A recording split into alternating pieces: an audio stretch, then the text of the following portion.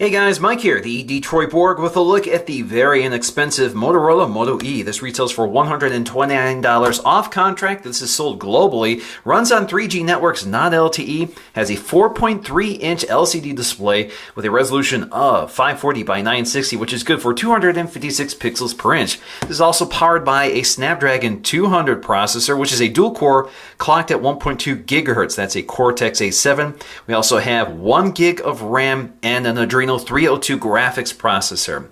Now we only have 4 gigs of internal storage, but you do get an SD card slot, which is expandable up to 32 gigs. Now this is running the latest version of Android, 4.4.2, but it has pretty much feature phone pricing, so it's a very inexpensive phone with the capabilities of the most modern version of Android. So let's get into this packaging and take a look. Now this is available in white or black. It also comes available with these not smart shells, but Moto E shells. So you can change the back color, and I'll show you exactly how to do this when we take a look at it. Now those shells are only $15, so that's a fairly inexpensive accessory. So there we go. I have the white version, which comes with a white faceplate, a white bezel, and a white back plate, which again, you can change out. Now in terms of accessories, there really isn't much. I just have a charger, although I think there are versions that are sold with headphones. Mine didn't come with them.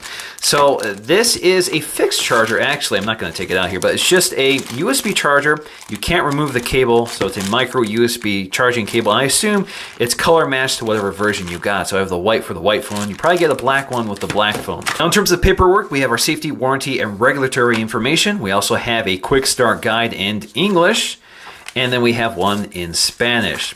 All right, so let's take a look at the design of the Moto E, which is running a fairly stock version of Android with a few Motorola tweaks, which we'll explore here. But again, we have that 4.3-inch LCD display, which isn't terribly bright, and the off-axis viewing angles aren't great. So you can see they kind of lose color here. This is not as good as the Moto G, for example. Now, if we look at the back, we have this nice curved back panel, which is very familiar territory for the Motorola phones. The Moto X and the Moto G pretty much have the same design characteristic with that kind of palmable design. Very nice looking. Along the back, you can see we even have that curve toward the top where the headphone jack is, along with the microphone. Now on the back, you'll find our camera module, which is recessed. Now, unfortunately, with that recess, it does tend to collect dust, as you probably can see here, so you have to keep that clean. But again, that's a 5 megapixel rear-facing camera with a fixed focus lens. There is no autofocusing here. Also missing is an LED flash, so again, no LED flash with the Moto E, while the Moto G and of course the Moto X get one. Now, you also find this characteristic Motorola branding that is in that sort of dimple design toward the back here, so it gives you something to kind of place your finger on to orientate your phone with. Now at the bottom of the phone, we'll find a micro USB charging port. Not much along the left-hand side here. Toward the top, we'll find a headphone jack and microphone. And toward the right-hand side, we'll find a sleep-wake power on and off button, along with a volume rocker. As you can see here, they are chromed. Now, these are kind of mushy buttons. They're not the most tactile buttons in the world, and part of the problem actually lies with the design of the edge of the phone. So as you can see here, it kind of angles toward the display, and when you reach around to operate these buttons, there's actually a bit of a barrier here toward the back of the phone from operating these controls. So they're a little less tactile than I'd like to see. Now those chrome details are picked up on the front of the phone with a chromed earpiece and chromed loudspeaker. A lot of times I actually mistake this for a home button out of instinct, but that is just a loudspeaker. It is covered in this chrome piece, possibly to resist dust, but also it gives you this nice wide speaker so you don't accidentally cover the speaker when you're holding it, which is quite nice. And again, it's very nice to have a front-facing speaker instead of a rear-facing or side-firing speaker, so it's quite loud and at least faces the user as opposed to what most phones do. So you can see we also have these on-screen Android keys, which are translucent, so you can see the wallpaper through it, but of course not all apps take advantage of that. So when you open up most apps, they will give you that black bar, which takes up some of the screen real estate. Now toward the top, again, we'll find our earpiece.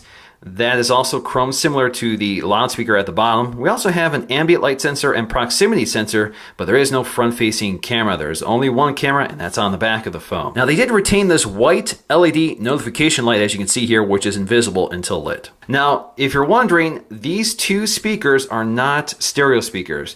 This is the loudspeaker, that is the earpiece. These do not operate as stereo speakers like you might see on the ACC1 M8 or the Sony Xperia Z2. Alright, so let's go and take a look at the user interface. Again, we're running Android 4.4.2. So the lock screen, you can swipe up from the bottom to get to Google Now really quickly. You can also swipe to the left to launch the camera app. Again, this is very similar to a stock Android experience. We'll explore the camera app a bit later. You have your drop-down notification shade. Again, very similar to stock Android with your expandable notifications. You can also clear them all or jump right to your quick settings. Now, the quick settings are basically toggles here. They'll take you either to the control panel or they'll take you to external controls like your brightness slider right here. Now you can see we do have auto mode because we do have an ambient light sensor. Now you can also use a two-finger gesture to get to those controls. And if you want to jump to your full settings panel, you can do so right here. Now in terms of our Android keys, we have our home button. We can also tap and hold to get to Google Now. Takes us to Google Now. And then we can say, okay, Google, is it going to rain tomorrow in Chicago? No, rain is not expected tomorrow in Chicago. Now we also have our recent apps button. Again, very familiar to stock Android. You do not have a clear all option here, but you can swipe them out of the way to close them or launch them directly like so. Now in terms of home screens, they've given us 5 fixed home screens. You can tap and hold anywhere on the home screens to get to your wallpaper editor. You have this Google widget, which is always present. Now you can't say, okay, Google, to activate it. You do have to press it. Now if you tap and hold the power button, you have the option to power off, select airplane mode, mute it, vibrate, or turn on the sound. Now if you look at the app drawer, it's pretty much the stock Android experience. So we have tabs for apps and widgets, and we can also swipe through them. We also have a shortcut to the Google Play Store. Now the app selection is pretty much all Google. So we have mostly Google apps in here with a few Motorola apps. So the Motorola apps include Alert, Assist. We also have an FM radio tuner built in. We have a help support document. We also have a dedicated SMS messaging app. Of course, you can use Hangouts for that purpose if you prefer. And then we have Motorola Migrate. So let's talk about some of these apps. Now, the Alert app is new with the Moto E and the Moto G with LTE. Basically, this is an app that allows you to share your location with designated emergency contacts. So for example, if you hit this emergency button, it will sound an alarm and send a text message to predetermined contacts to let you know that you need help, and it will tell them your location. Now, Motorola Assist is basically a do not disturb feature. So as you can see here, we have meeting mode and sleeping mode. Now, sleeping mode is pretty basic. So during certain times of day, you can mute your phone. So if you select silence now, you can select specific times of day. So for example, if you go to bed at 11 p.m. and wake up at 6 a.m., this will automatically mute your phone so you don't receive notifications. But you can specify certain contacts that can break through that do not disturb feature. So you can add favorites, or if somebody tries to call twice, it will break through. Now, we also have meeting mode, which will silence the phone if it sees on your calendar that you're in a meeting. So for example, if you select silence here, you can modify this behavior here. So you can silence all notifications and vibrations. You can allow vibrations only, allow certain calls to come in, or if somebody calls twice. You also have auto reply options. So you have one canned message, but you can go ahead and edit this message if you prefer. And again, if you're in meeting mode, it will automatically send an auto reply to that contact who's trying to reach you. Now we also have the FM radio. Now the FM radio is pretty basic, but you do have to connect a set of headphones to act as your antenna. Now as you can see here, it has already scanned my channels, my local channels, and found all my stronger signals. So I can see that I can select one of my radio stations here. I can stop it and play it, so it does cue the music for you. You can also select specific stations if you want them to be your favorites, and you can go to your favorites right there. Again, it's kind of nice to have. Now we also have Motorola Migrate, which allows you to migrate from either an Android phone or an iPhone. So if you have an iPhone, click Next here. Basically what you do is log into your iCloud account. So it plugs into your iCloud account and downloads all your calendar events and contacts to your phone. And of course, we have the full suite of Google apps to give you a full featured experience. We have a calculator, a calendar, we have the email app and Gmail app, Google Search, Google Drive for cloud storage. We have the Chrome browser and the Clock app, as well as downloads. We have a Gallery app, as well as the Photos app, which works with Google+. We have the Google+ app, Search, Hangouts for SMS and Hangout messages. We have Google Maps for navigation. We have our contacts, our phone dialer, which is close to stock, although slightly different. We also have playbooks, games, movies, TVs, music, and Play Newsstand for periodicals. We have the Play Store and Quick Office for creating or viewing documents either in Word, Excel, or PowerPoint. Now the settings panel is pretty close to stock. So you have your Wi-Fi controls, you have your Bluetooth settings. So of course you can enable Bluetooth to use Bluetooth headsets or sync this to your car. Under More, you have Your airplane mode, default SMS app, so you can select your default app. If you prefer, you can go with the one that Motorola includes or Google's Hangouts. Tethering and portable hotspotting, VPN, mobile networks, mobile plan, as well as emergency alerts, which is where you can control these. As you can see, I have them all checked on. In fact, they were all on by default. Now under sound, again, it's pretty close to stock, but they have added audio effects, which is an equalizer. This is Motorola's contribution to this panel. So you can see we have wired stereo and our speaker. So, for example, you can select your profile here. 3D stereo was the defaulted one. You also have home theater, live stage, and custom.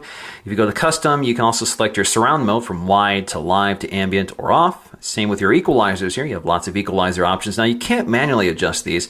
Also, under speaker, you have a few options here. Extreme bass, bass punch, balance, brilliant treble, vocalizer, or off. You also have your volume control, so you can independently control your volumes. This is not readily available from the volume controller, so you can't press this and get to settings. You actually have to go to the settings panel to get to this. So you can see you can modify ringtones, the music, video games, and other media, as well as your alarm settings. Now, I think the Motorola phone ringtone is kind of obnoxious, so you can see this is the default ringtone.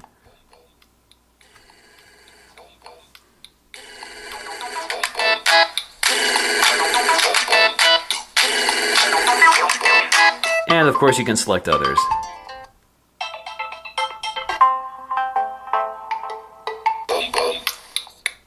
Now under display you have the standard array of settings such as your brightness controls, your wallpaper, auto rotate screen on or off. You also have your sleep time, daydream mode, which you can toggle so you can change exactly what you want, whether you want the clock, colors, Google Photos, the photo frame, photo table, etc. You also have your font size, so you can adjust font size. You also have the pulse notification light, which you can turn off, and you can cast your screen using the Chromecast device. Now in terms of storage, there isn't much. Again, there's 4 gigs of storage in here, but you really only have access to 2.21 gigs of that. The rest is for the system. So you can see you're probably going to need to add an SD card. I've only downloaded a couple of apps and taken a few photos and videos here, so you can see I've already nearly maxed out. Now we also have Motorola Device ID, which uses your Google account for Motorola services. In this case, we have MotoCare tips and Lost Phone web portal. So I'm using my Google account to track down this phone. So if it's lost or stolen, I can lock it or erase it or GPS locate it using the web portal. And of course, we have our accounts information, so we can add additional accounts. We have date and time, accessibility. We have our printing options. Again, 4.4 does support printing. And if we go to About This Phone, again, you can see Android version 4.4.2, KitKat. Now let's take a look at Motorola's camera app, which is pretty basic. Again, we don't have autofocusing here, so you tap anywhere on the screen and it snaps the photo for you. You can zoom in and out by swiping up or down with one finger. You can record video by going up here. You can also zoom in and out while recording video, like so. You can pause recording and then resume it. And then you can stop it right up here. Now you can swipe in from the left edge to get to your settings. So as you can see here, we have HDR, which you can set to auto, on or off. You also have the option to control your exposure with this utility. So when you have this enabled, you can move this around to adjust your exposure to whatever point you want to adjust to. So for example, darker up here or lighter right there. And then you just tap to take your photograph. Now when you're done with that, you can toggle that off. You also have panorama mode, which you can turn on. You have geolocation, which I have turned on already. Now if you have an SD card slot, you can change your storage to the SD card slot by selecting that controller here. You can also change this from 4:3 to 16:9, but 4:3 gives you the higher resolution. You also have the option to turn off your shutter sound. And when you're done taking your photos, you can swipe to the left to get to your gallery. Now, of course, with a lower price point, you get lower specs. With lower specs, you get lower performance. And the Moto E obviously is at the bottom here, below the Moto G, at least on the multi-core score, while the single-core score is very close. And, of course, well below the Moto X across the board. Now, let's briefly compare the Moto E to the Moto G to the Moto X. The Moto X is a 4.7-inch display, much higher resolution. This has an OLED display. It's one of the better OLED displays I've used. It's very bright and clean. It's not as bluish as a lot of OLED displays tend to be. Again, this is more edge-to-edge, so there's a little less bezel here. So it's a little more screen, a little less device in the way. The Moto E is a relatively bulky compared to its display size. The Moto G is 4.5 inches, so it is a larger display over a very similar footprint as well. Now, the Moto E has a larger, although lower resolution display than the iPhone, 4.3 inches versus 4 inch. This has a pixel density of 326. This has a pixel density of 256. It's also a much dimmer display, a more yellow display. Also doesn't look as good off axis as the iPhone. So there's a huge difference in display quality, but you can see it's larger. But the good thing here is that it's not substantially larger than the iPhone in terms of its footprint. It's a much thicker phone, but you can see there's less bezel surrounding the display than there is on the iPhone. Now, the iPhone is much narrower than the Moto E, as you can see here, so it's a little more comfortable to grip in your hand, even though the bezels at the top and bottom are taller. Now, as I said, the back cover is removable, and you have these multicolored shells which you can purchase separately for $15 each. So let's go ahead and pop off the back shell to show you this. It's kind of difficult sometimes to get this one off. It's a little more rigid than the one on the Moto G. Now, with the back cover removed, we can see we have a sealed-in battery. This is a 1,980 milliamp hour battery. And as you can see here, we even have our Motorola dimple still there. Now, this is where we access our micro SD card slot and SIM tray. This is a micro SIM. As you can see, I already have a SIM inserted. Now, you can see they're clearly marked and spring-loaded. Now, let's go ahead and pop open this cover accessory here. Alright, so I'm going to try and remove this piece of paper here. Now, the cover is really thin, but it's very rigid thanks to its design. So let's go ahead and snap this into place. So there we go. We have a two-toned Moto E, white and blue, which I think is a nice combination. Now, in terms of fit and finish, I do notice that the top of the case tends to kind of rattle when you tap it. So it feels a little looser than I would like to see. This is true of the included white case as well. It seems to be more rigid toward the bottom than toward the top. So let's talk about the strengths and weaknesses of the Moto E. And I think the biggest strength here is going to be pricing. $129 off contract.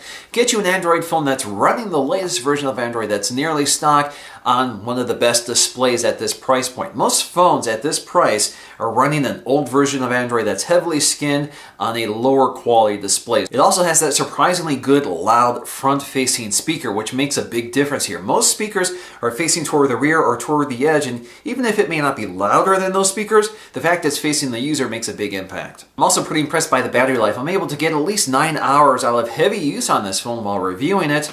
And that's thanks to the fact that it's running fairly old hardware. So we have a Snapdragon 200 processor, which is not terribly demanding. We also have that dimmer, smaller display, which again doesn't suck a lot of power from the battery. And then we have 3G instead of LTE, which is also kinder to the battery. Now, in terms of weaknesses, I think the biggest one for me is the display. Now, I think the display is sharp enough, 256 pixels per inch. I have no issue with the resolution. Again, it's one of the higher resolution displays at this price point. But the quality of the display is the issue I have. It's kind of dim, it's kind of yellow, and it has pretty terrible off-axis viewing. So I'm constantly trying to increase the brightness of the display because it just can't keep up with something like the Moto G or the iPhone or that sort of thing.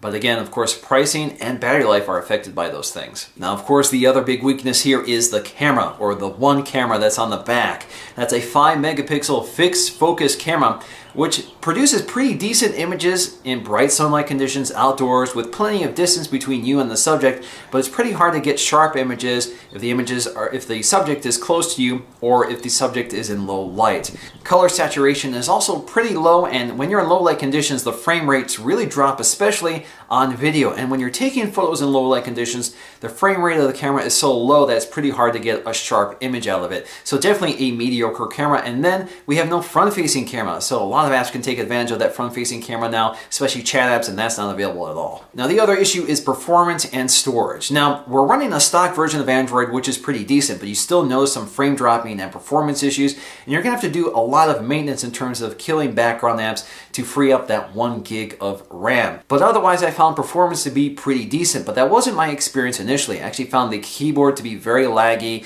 apps were slow to launch, but over time, it seems performance improved. Now, the other issue is storage. You only have 4 gigs of internal storage. Only 2 gigs are available to the user, which doesn't leave a lot of room for photos, videos, as well as apps. And of course, if you want to expand storage, you're going to have to factor that into the cost of the phone. Now, I think it's pretty easy for a lot of people to dismiss the Moto E when the Moto G is only $50 more.